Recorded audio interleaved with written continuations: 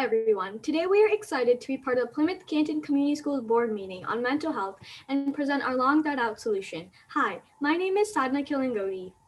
Hi, my name is Vaneesha Natogi. And I am Neha Rao. Today we'll be discussing an action plan to address the growing mental health crisis among students worldwide.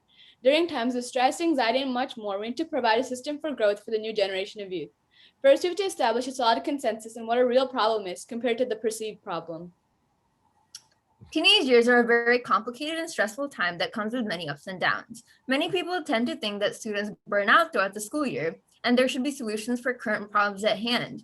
In reality, to actually equip students for the rest of their lives, we have to be able to implement a program that will help them fight mental health issues while also preparing them to face similar situations in the future.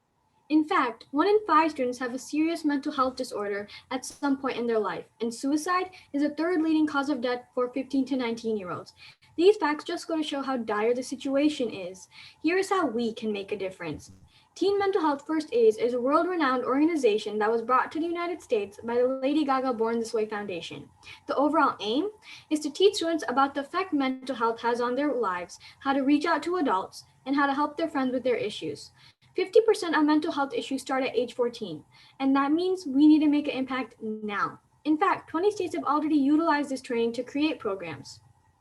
It is known to reduce social anxiety that is common among teenagers, therefore ensuring their future success. However, in order to do this, we need to address a major problem. Due to virtual learning, students are deprived of many opportunities to enhance their social skills. This is a major setback to many things that are crucial to making up a student's confidence and motivation. TMHFA teaches you to maintain your health and thus helps maintain relationships that are important in your life.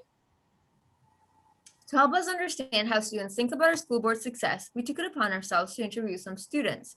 Hence, by getting outside information, we were able to establish which areas on current education needed improvement on. One student said mental health is often talked about on the surface. Many decisions should be examined to see how they affect students' lives directly.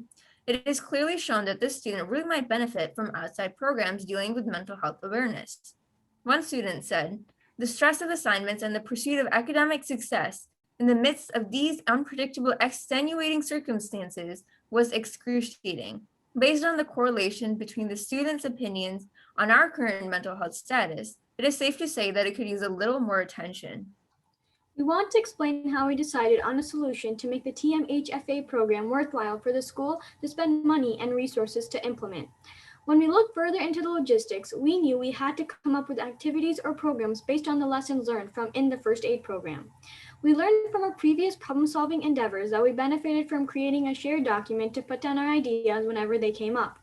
We utilized tools such as the association of random words and ideas, positive responses to all ideas, conceptual blending, and diagrams such as the lobster pot and fishbone diagram to highlight the need for unique and practical programs for students. However, we also encountered some mental roadblocks during the process. For instance, we faced a lack of starting point because mental health is such a tough topic to tackle. Additionally, we also had the lack of perspective because we were worried that our solution would not be liked by all students. However, like paradigm pioneers, we needed to find the need for improvement where it was not so evident. This is an example of our tools utilized. It's a lobster pot diagram highlighting the process of our thoughts and ideas we eliminated based on efficacy, resources, interest, and time.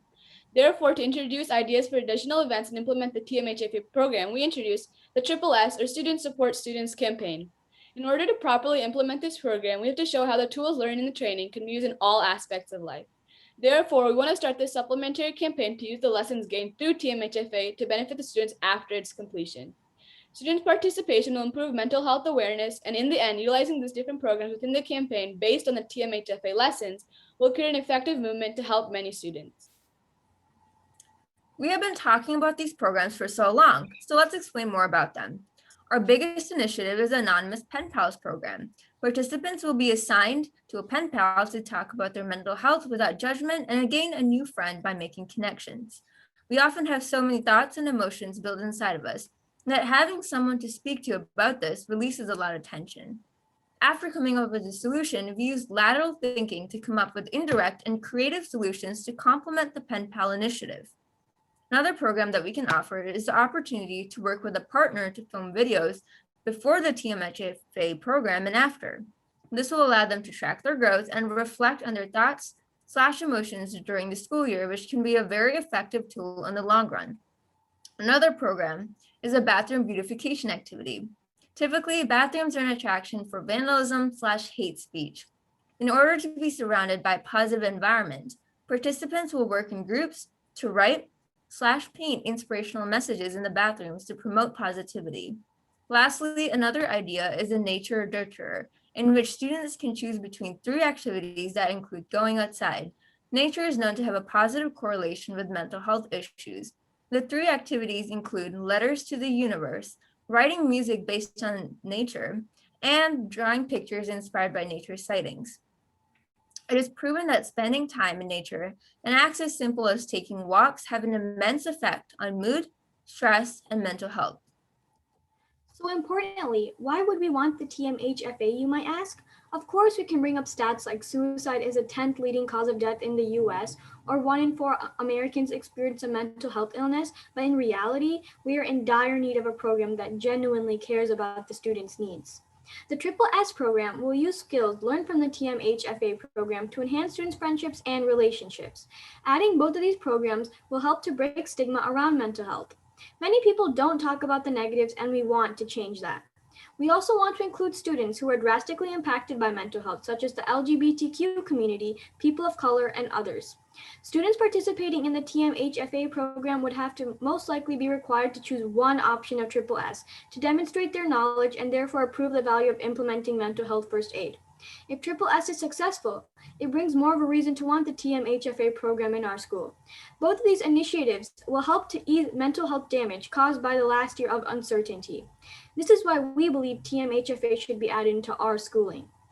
Lastly, what about money and finances? The TMHFA program will be school funded as part of the curriculum of various activities and through teacher involvement. The other programs provided by the Triple S campaign would have to take additional funds gained by fundraisers or partnerships with businesses. We will also look for potential donors that are interested in helping with the funding. However, in order to be successful, this program needs to be flexible based on the size of the school and students' requirements. Here is an example of an implementation process that we have outlined for you. So, are we going overboard? Yes, but seriously, mental health is something that should be taken into consideration as one of the primary problems facing students today. Without a serious curriculum for mental health education, students will fall behind and not be as motivated to do in school or other activities. With an amazing program and its applications like this one, who knows the amount of future leaders we can uncover from beneath the surface. Thank you so much for your time, and we hope you enjoyed our presentation and will consider our proposal.